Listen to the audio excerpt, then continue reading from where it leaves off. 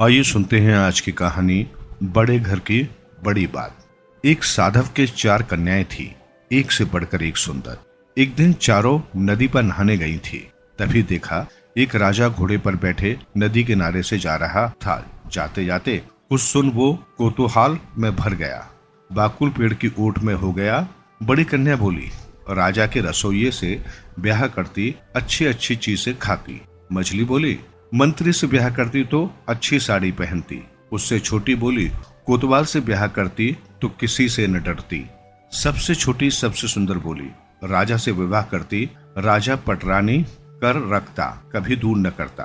राजा ने सब सुना।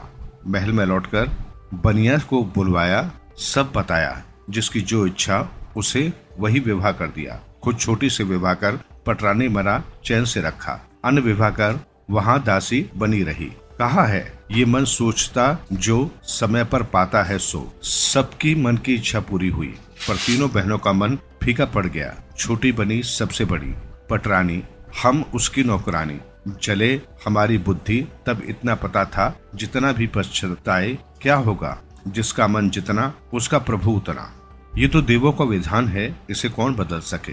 फिर भी छोटी बहन पर सबने रोष रखा। इधर विधाता ने ऐसा किया, बड़ी को अभी तक कोई बच्चा नहीं, छोटी को बच्चा होने की आस हुई। जो कुछ गुस्सा था अब और बढ़ गया। तीनों ने मिल कहा, हम बड़ी होकर बांझ खाली बैठी, ये इतनी छोटी होकर भी बनेगी बेटी बेटे की माँ। अब मौका है, देख लेंगी। तीनों रोज आती, बहन को मीठी मीठी बातें कहकर फुसलाती। कोई वेश करती, कोई जूड़ा गूंद देती, कोई पान बना देती, कोई पांव सहला देती। यूं सब मिल सेवा करती। छोटी इतना छल कपट नहीं जानती थी। बड़ी बहनों के भाव स्नेह में वो बह जाती, उन्हें छोड़ती नहीं। कहते हैं दुश्मन कहाँ, माँ के पेट से छोटी उनकी नेह में पागल हो रही बैठे चिंता करती, कैसे इस महल से इसे विदा कराएं। देखते देखते रानी का पूरा 10 माह हो गया। रानी को कष्ट हुआ, बहनों ने ठीक कर लिया। पहले जाकर जच्चा घर पहुंची, वहां से दाई को विदा किया। बहन ने कहा, हम देख लेंगे, हमसे अधिक कौन है। किवाड़ बंद कर लिए, रानी की आंख पर पट्टी बांध दी। रानी, बहन पट्टी क्यों बांध रही हो। बड़ी बहन ने कहा, चुप रहे, दर्द हो तब पट्टी बांधते हैं, ये राज की प्रथा है। रानी को दिव्य सुंदर पुत्र हुआ। क्वाऊ क्वाऊ करने से पहले बक्सा में बंद कर नदी में बहा दिया। बक्से में से बंदर का एक बच्चा निकाला, रानी के पास रख दिया। दासियों ने हुलू ध्वनि की कहा, अरे देखो, रानी ने बंदर के बच्चे को जन्म दिया है। सब अवाक, आदमी कभी बंदर को जन्म दे सके। सब खुसुर फुसुर करें, पर बड़ों की बात का उत्तर नहीं के स्वर्ग को सीढ़ी नहीं। राजमहल की बात मुंह खोले सिर कटे। राजा ने सुना रानी ने बंदर का बच्चे को जन्म दिया है। जानकर शर्म से राजा का सिर झुक गया, चुप रह गए। फिर रानी को दोबारा आस हुई। बहनों ने आकर दर्द संभाला, धाय विधा कर दी। रानी को दिव्य सुंदर पुत्र हुआ। एक बहन ने बक्सा में उसे भी नदी में बहा दिया। बिल्ली के बच्चे को नाड़ लगा रख दिया।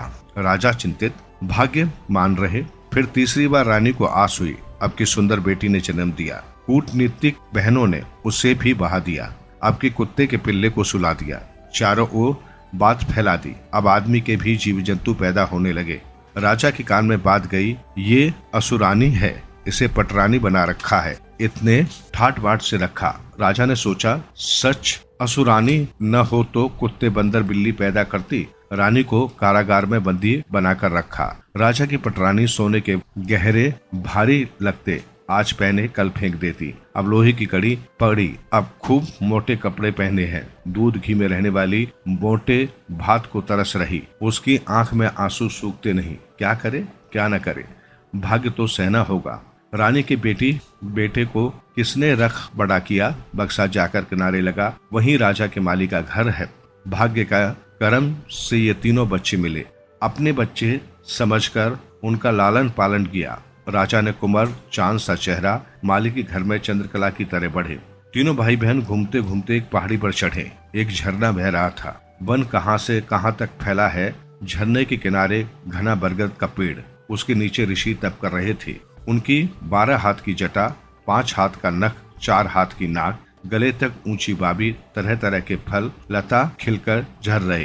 कई जीव जंतु फिर रहे, तरह तरह की चिड़ियाएं एक 7 वर्ण पक्षी ऋषि के पास बैठा देखकर बड़े भाई को आनंद आ गया। जाकर पक्षी को पकड़ वो पत्थर हो गया। छोटे भाई ने वैसा ही किया, वो भी पत्थर हो गया। अब कुंवारी अवाक अकेली वन में डर लगा।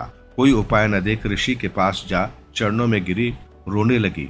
विकल देखकर ऋषि ने कहा, जा झरने से अजूरी पानी लाकर उन पर डाल दे, बच जाएंगे सब। जाकर पक्षी के पांव में गिरना, वो तुम्हारा बहुत उपकार करेगा। कुंवारी ने वही किया। भाई जाकर पक्षी के पांव में पड़े। पक्षी उड़कर कुंवारी के हाथ पर आ कुंवारी ने सहला दिया। पक्षी ने कहा, तुम इस वन में रहो, मैं सहायता करूंगा, कोई विपत न हो। यहाँ के सारे जंतु मेरे कहने में है, बुलाकर समझा दूंगा। वो देखो बरगद के पेड़ के नीचे घर है, वहाँ तुम रहना, वहाँ कोई अभाव नहीं। जब जो इच्छा हो खाना पहनना। कुंवर कुंवारी मजे में रहते। पक्षी उनका ध्यान रखता। बाघ सिंह सियार आदि सदा घेरे रहते। पक्षी ऐसे वश में किए कि वहाँ बाघ सियार एक घाट पर पानी पीते, वन में फल वगैरह खाते, हंसी खुशी फिरते, बच्चों के दिन चैन से कटते। एक दिन राजा पार्थिव में आए, फिर रहे, पर कहीं खरगोश तक न दिखा, चिड़िया की बोली तक न सुनी। राजा थककर पेड़ तले बैठ गए। तभी कुंवर खेलते उधर निकले। वन में ऐसे सुंदर बालक कहाँ से आए? राजा अचंभे में भर गया। देखते देखते राजा को रोमांच हो गया, आंखें बह चली। दोनों को पास बुलाया, गोद में बैठाया। किसके बेटे हो? पूछा तो कहा, हम माली की संतान है। वन में एक पक्षी हमारा साथी है, उसने घर बार देकर सुख से रखा है। माली के चांद से बेटे, पर मेरे भाग्य में कुत्ता बिल्ली, सोचकर राजा दुखी रो पड़े। राजा का दुख देख उन्होंने समझाया। पूछा, किधर आए? राजा, परिधि पर, वन में खरगोश भी न मिला। दोनों ने सब कह दिया। राजा, तुम घर चलो, तुम्हारी बहन को देखूंगा, सांझ ढल रही है, आज तुम्हारा मेहमान होऊंगा। बच्चे राजा का हाथ पकड़ घर ले आए। उधर बहन 6 तरकारी 9 भाजी बना भाइयों की बाट देख रही थी। आज इतनी देर कहाँ की? तो भाइयों ने राजा को दिखा सब बताया। बहन ने पानी लाकर पांव धोए, जगह ठीक कर खाने पर बुलाया। राजा वो अद्भुत बना भोजन खाकर बोले, ऐसा स्वादिष्ट खाना कभी नहीं खाया। पक्षी, ये कैसा पकाना? एक बार लंका के राजा ने निमंत्रण दिया, वहाँ मणिक मोती की तरकारी बनाई। वो चखते तो इसे हटा देते। पक्षी की बात सुन राजा हंसे। कहा, तुमने पसंद की बात नहीं कही, मणिक मोती की तरकारी होती है। पक्षी, कुत्ते बिल्ली बंदर आदमी जन्म कर सके, ये तो मान गए, मेरी बात हंसी में उड़ा दी। सुनकर राजा अवाक। मेरे घर की खबर पक्षी ने जानी कैसे? सब जानता। पक्षी के पांव पड़ विनती की। पक्षी ने सब खोल बताया। राजा अपनी बेटी बेटे को लेकर घर गए।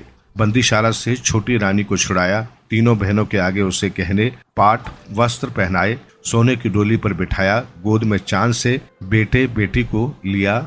उनकी चोटी काट तीनों बहनों का मुंह काला कर गांव में ढिढोरा पीठ घुमाया। डायन घोषणा कर दी। आखिर खाने के गड्ढे में नीचे कांटे डाले गए और ऊपर उसे गाड़ दिया गया। रानी सुख सौभाग्य में रही।